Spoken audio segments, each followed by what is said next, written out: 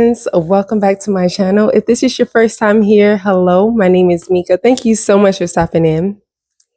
Heart to heart, why is sex held in such high regards when there's so many other sins in this world? Why is it that whenever someone crosses over as far as going from sinful or worldly, fleshly to Christian or believing in God and wanting to be more modest and, live for God and things like that, why is it that one of the first things that we harper on or that we really take into consideration is sex? Why do we change that first? We could be liars, we could be manipulators, users, all that stuff. But it's just something about wanting to live right. The first thing that goes, especially as women, the first thing that goes is sex. Why is that? Well, a good friend of mine and I had this conversation recently, and I really did not know the answer.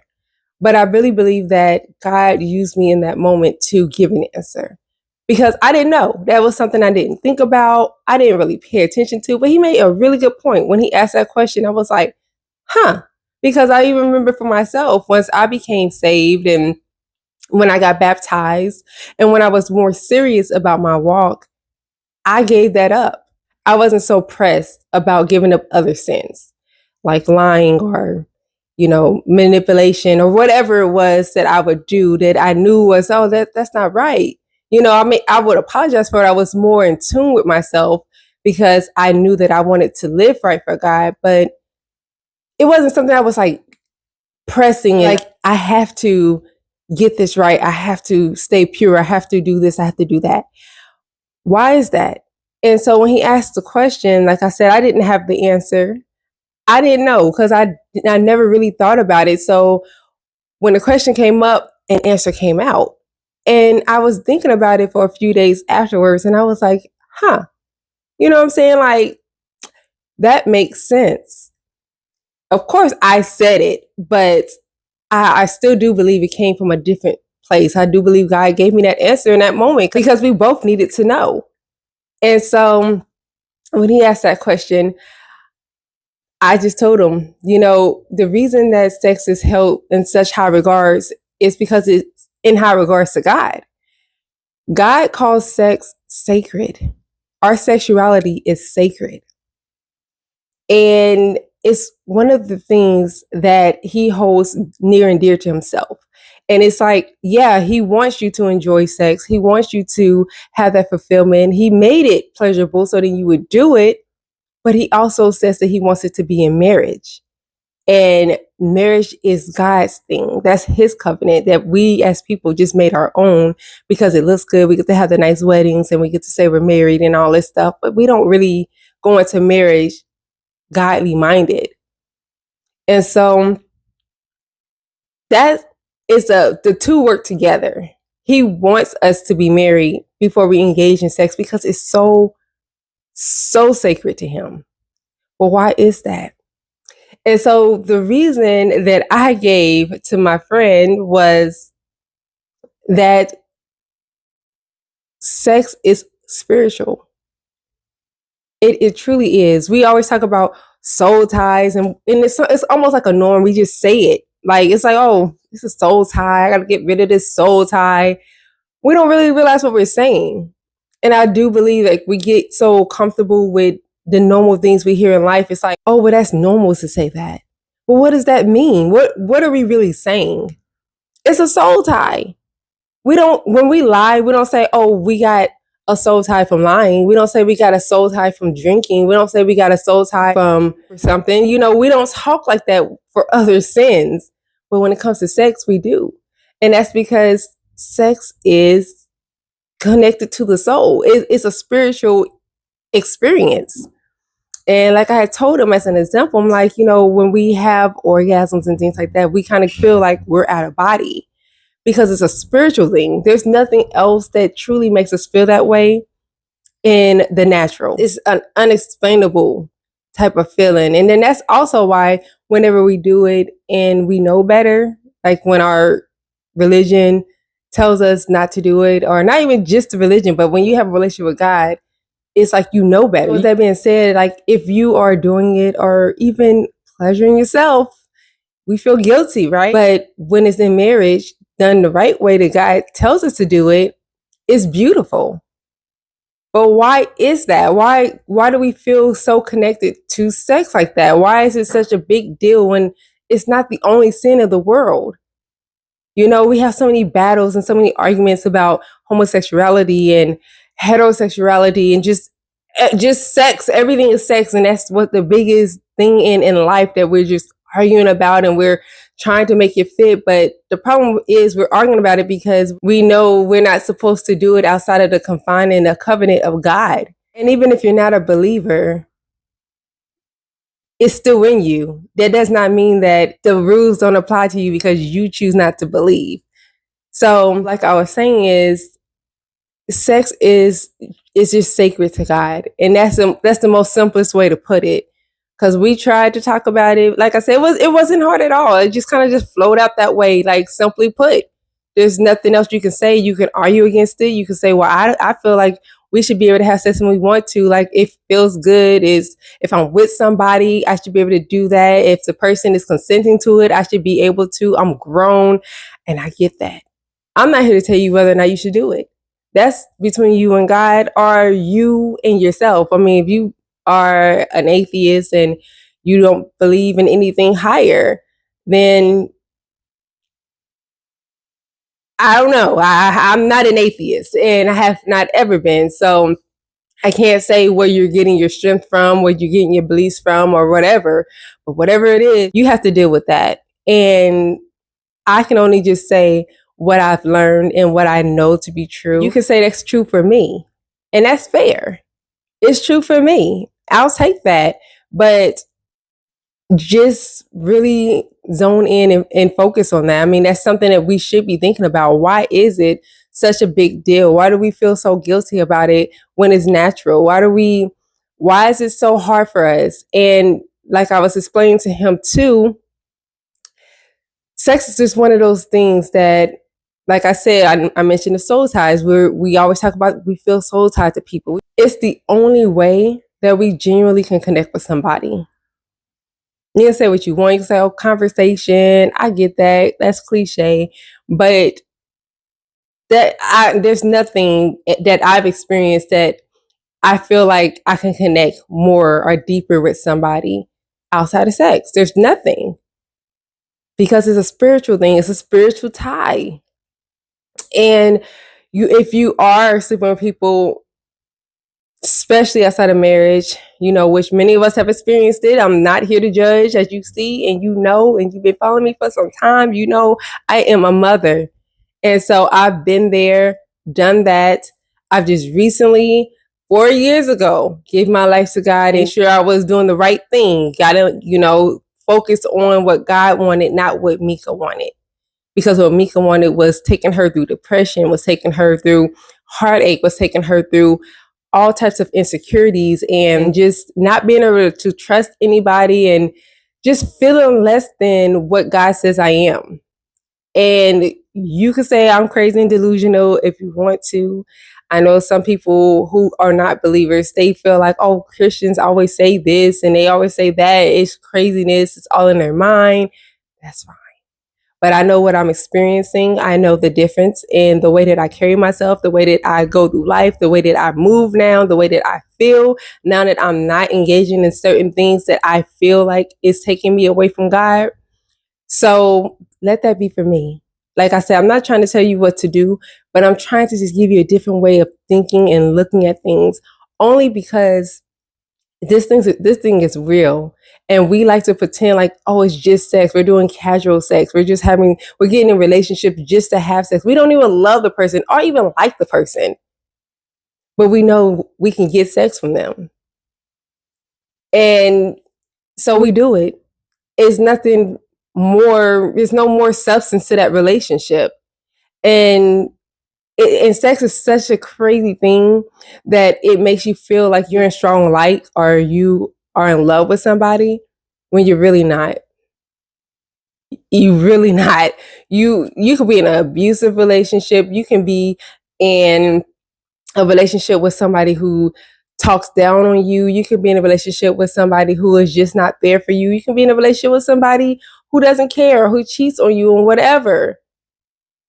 But you still want to stay. You're still drawn to that because of sex. Another thing that I was explaining to my friend was that out of all other things in the world, I mean, we can get into some trouble with some of the things we do. Don't get me wrong. I'm not trying to say you're not going to get in trouble for anything else. But when it comes to sex, it's so many things that are attached to it. Not only are when you sleep with somebody, other spirits from the people that that person slept with attaches to you, but you also are risking your life every time you do it, especially outside of the covenant of God. And not saying that just because you're in the covenant that things are not going to happen, because sometimes God does allow things to happen and he allows you to use your testimony to help other people. But he also, usually in the cases where you do get married first and you try to do things the correct way, a lot of times, a lot of the sexual sins you don't endure. What do I mean by that? Yes, you can have a cheating spouse. That's because that's that person's choice. God didn't put you in that marriage so then you can get cheated on. That person made the decision to do that. That's not God. And we can stop blaming the devil too. It's not the devil. It's that person's decision to cheat. So if you're in a marriage and a person cheats, don't look at it as like, God's a liar. I would never, he said if I'm in this relationship this way, then he will protect me and he lied to me. God's not a liar. He's not a liar. We are deceitful. So yeah, you get into this marriage thinking, yeah, everything's gonna be great. My spouse is gonna be faithful to me. We're gonna have kids. Everything's gonna be beautiful. But God never promised us a perfect life. He never promised us a happy life. He promised us joy, which means that whenever we go through hard things, we'll still have the peace of knowing that he loves us and that we can get through anything. And so because of that, you're going to go through things, whether you are in covenant or not. Just like as a believer, you give your life to God and it seems like all hell breaks loose. It's not a protection. Just loving God and connecting to him is not something that is like, well, you're automatically protected while the rest of the world has to suffer. Suffering is what brings us closer to God. And it sucks and it doesn't seem fair, but it's true. So you're still going to face suffering. And it may not be that your spouse is cheating. Your spouse can be, like I said, abusive. Your spouse could be a liar. Your spouse could get sick and then you have to take care of them. Your spouse could die. Like there's just so many other things that's going to cause heartache eventually in that marriage. It's life. You're not going to be in a perfect marriage that just keeps going up, up, and up, and then there's never a down. It's just life. Everything is life. So back on track to what I was saying, because y'all know I can ramble on. So not only are you dealing with those soul ties and getting other spirits on you, or dealing with somebody being unfaithful to you, you're also opening yourself up to diseases. There's so much out here people don't even know they even have, because we're just so enamored by sex that we just think that we should be able to just do it free will, and we do have free will to do so, but we just do it and then we're not taking care of ourselves. We're not going to the doctors. We're not protecting ourselves. They got all kinds of things to protect ourselves, but we're not using them because it feels a certain way when you use protection. It's not worth it. And then because it is spiritual, it messes with people. You have sex with somebody and they think you're good to have sex with. They over here losing their mind over you. Then they want to take your life if you guys don't have sex no more. Let's be real. They don't love you that much. They gotta take your life. That they get so jealous that somebody else is gonna have you. I promise you they don't. Don't you think that it's your personality. There may be your money, but it ain't just your personality. You could be an outstanding person and people don't care about that because it's gonna be somebody else who offers something else, mentally that person likes. So it's not that. It's like a drug. You do stupid things when sex is involved. And like I said, like even been in a relationship with somebody who is not treating you well, or even married to somebody who's not treating you well, that sex keeps you bonded. And nothing else does that. I mean, let's be real, nothing else keeps us bonded like that. To the point where you're deceived. You deceive yourself just to stay with that person. It's sex. It's a spiritual thing. I'm serious, y'all. Like, y'all better stop playing out here in these streets. That's how so many people today have lost their lives, because they've been messing with somebody who gets crazy and they are off them because they're trying to leave, or they get pregnant and the other person does not want the child. So someone tries to get rid of it. Either the woman gets rid of it and makes the man mad, or the man's mad that the woman's pregnant. So he gets mad and then somebody's hurting each other. It's crazy. It's crazy. Like, so many mentally, we call it mental illness, but it's really demons, because it's spiritual. It's something on a deeper level. We can't understand it. So we say, oh, you're mentally ill. No, you're not. You're demon possessed. That's why we don't understand it on a natural level. But anyway, moving on. But yeah, so then also you have to deal with risking having a child that you're not ready for, that you don't want. A child outside of wedlock, just a child in general. I mean, some people don't care about being married before having kids. God cares, but people don't care. So again, now you're in a situation where it's an unhealthy relationship for the kids to see. Like, the parents are not getting along, or the parents are not in the child's life, or they're just with mama, they're just with daddy, and the other parents off doing what they want to do. It's not the way that God wanted it. And this can all be avoided if we can control our sex, our sexuality. And I get it. It is amazing, especially with the right person for the moment, the right person in the sexual moment. Because we're not going to say the right person, because if it's the right person, then all of us would be married if we found that right person, right? But anyway, the right person for that. When you get into a relationship or a situation with somebody who makes you feel to the moon and back, we feel like, this is amazing. This is great. It's a great feeling. I get that. But if we stop ignoring what God told us to do, we wouldn't have so much drama that's going on today. And then you have a lot of infidelity because people are comparing what they've had in the past to their new person. It's another issue. It's like a snowball effect with sex. And that's the best way that me and my friend described it, and really had a deep conversation about, because nobody really sits down and thinks about this stuff. It just feels good and we enjoy it. And even if we are going to the clinic and making sure that we're clean and stuff, we just think we're okay. It's okay, but it's really not. But that's how the devil comes into your life, to steal, kill, and destroy you. He will come into the cracked door. He's not going to give you something that you don't like and make it obvious that he's trying to harm you. He's going to give you all the things that you like and you think it's all good. That's why so many people are brokenhearted. Oh, I've been so good to this person all these years, and then they cheat on me and they left me for somebody. Why do you think that is? And a lot of those times that those people are talking like that, they're not married. They didn't do things the right way with God. And the people that are married that's going through that, they didn't go into it with God. They went into it with what they wanted, which was to have this person as an ownership, essentially, in a lot of ways. Or they went into the relationship with just the thought of what they thought it was going to be. That's it. They didn't go into it with really asking God, what do you want from our marriage? And keeping God in the center. We don't want to hear that, though. We don't want to hear it, but I'm telling you the truth. But there's just so many things that happens on a spiritual level when we are connecting with people in that way.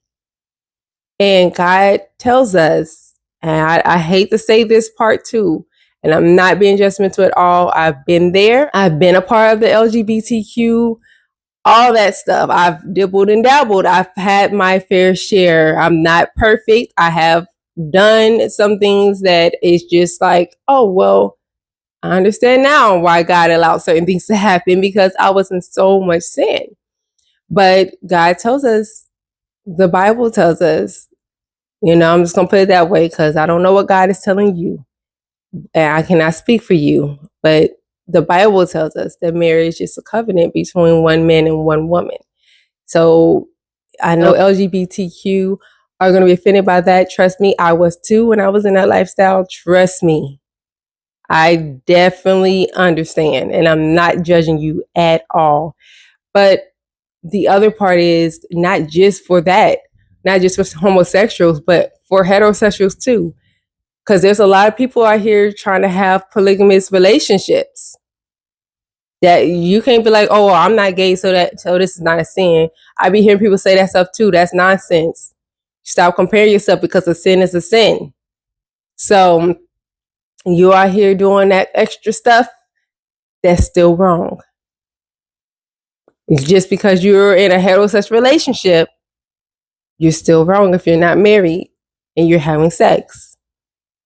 I don't care how you look at it. So that's uncomfortable to talk about, because I don't want anybody to ever feel like I'm judging, because I love everybody. That's just me. And like I said, I'm a part of that. Just I don't judge it because I understand, because I've been there. So I can genuinely say it's not just like an empathetic thing. And it's like, I'm just trying to put myself in your shoes. No, because I've actually lived it. And I've actually struggled through that lifestyle for some time before. So like I said, I'm just here to just tell the truth. And this is the truth from what God is telling me to say. It's not Mika trying to judge anybody, and it's not Mika making up her own rules, because you don't think that I want to have sex. You don't think that I struggle with my old lifestyle and my ex sexuality. You know what I'm saying? You don't think that that's a struggle for me? You think that I just got saved and I just became perfect? You don't think that I have lust in my mind? You don't think that happens? No, please. I am human just like you. And speaking about this kind of stuff, it's like a condemning feeling, because it's like, wow, like you've done this, you've done that, you've struggled with this, you think about that, and you know what I'm saying? And so it makes you feel like a hypocrite when you're talking about it. But that's why I just have to say, I am not trying to be hypocritical at all. I just want for us to do things the right way, so we can stop getting people essayed out here, getting people life taken, having all these babies with just one parent in the child's presence, in the child's life, because they just wanted sex. And so when they had it, they got it, and they ended up having a child, and now they out the door because they didn't sign up for that. It's just so much. I'm looking at it from all angles for everybody. Everybody. I'm not here to just put down the law on just one gender or one race or one sexuality or nothing, because we're all in the same boat. And it doesn't matter if you're doing it the right way or not. If you're outside of marriage and covenant of God, you are in sin. And unfortunately, like I said, marriage is supposed to be between one man and one woman. So for all the men out there, high value men who are having multiple wives, I heard the stories. You, sir, are in sin. No better than the rest of the sinners out here. You know what I'm saying? So just things to think about. And I am, again, not trying to judge you at all. And like I said, that was a conversation that had came up between him and I really thought it was an interesting conversation. And I really do feel like there's just a lot of things that's connected spiritually through sex. And that's why we hold it on a high pedestal, because God doesn't. And a lot of times we don't know why. We're like, oh, I'm just waiting for marriage because I'm just tired of being hurt, and I want to know who the person I'm sleeping with wants to be with me. We think that that's all it is, but it's way deeper than that.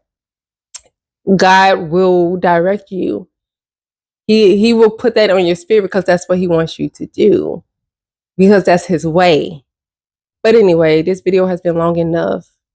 I love y'all. I truly, truly do. And I want the best for y'all. And I want for y'all to understand your body is a treasure. Your sex is sacred to God.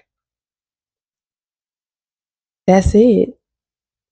So treat yourself as such. God sees you as his treasure. He sees you as his queens and kings. Like, why are we not seeing ourselves that way? Sex is good, but you can lay down for 5 minutes and get up with HIV. You can get up with a toe tag.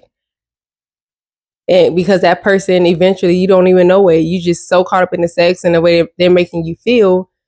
That person feels like, oh, you leave me, I'm going to take your life. You know, this is real stuff. You can get up with a single parent label on you. It's just so much. It's not just sex. And I wish that we would understand that as people and that we would take it more seriously. Because God tells us to wait to marriage for a reason. It's not to punish us. It's not to make us suffer in life. He's just telling us that for a reason. And then also, like I said, especially more than anything, you want to be able to enjoy that with your spouse. But if you have you got a whole line of people that you slept with, because don't forget, you slept with they people too, through them. All the things they learn and all that energy's in them, and they're bringing it to you. So all those people you connected to, you may just have sex with one person. You could already have 100 bodies on you. You know what I'm saying? Like, and sex is just so much more sacred and more spiritual than we like to admit. But anyway, if you do that and you try to get married, you more than likely not going to enjoy it the way that you would have enjoyed it if you would have stayed celibate. And celibacy and abstinence are two different things. I myself am an abstinent woman because I've had sex before. People are cute. It drives me crazy when I hear people say, I'm celibate, but you had sex. Especially you got a kid, you're not celibate, you're abstinent. But anyway, that doesn't matter.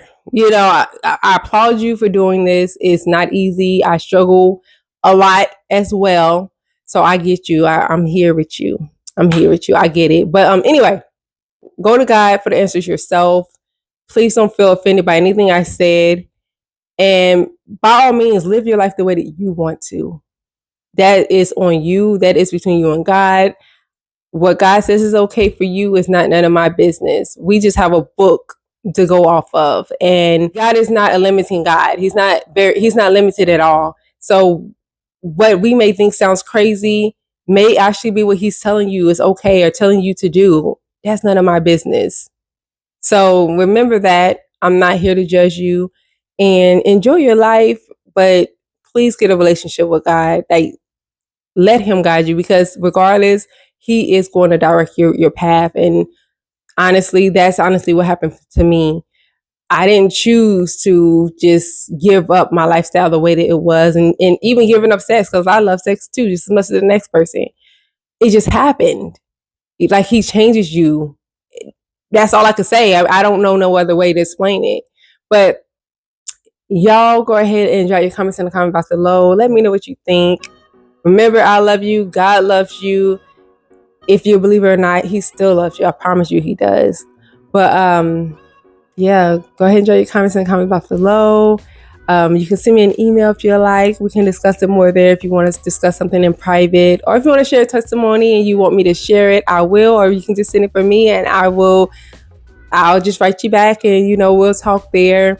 But if you want me to share it, make sure you put it in the subject line to share, or okay to share, whatever you want to put. That way I know, because I don't want to disrespect anybody and put anything out that you don't want me to share, even though I'm not going to say your personal identifiers or your name or anything like that. But it's just knowing, like, hey, I shared that with you and you're talking about it.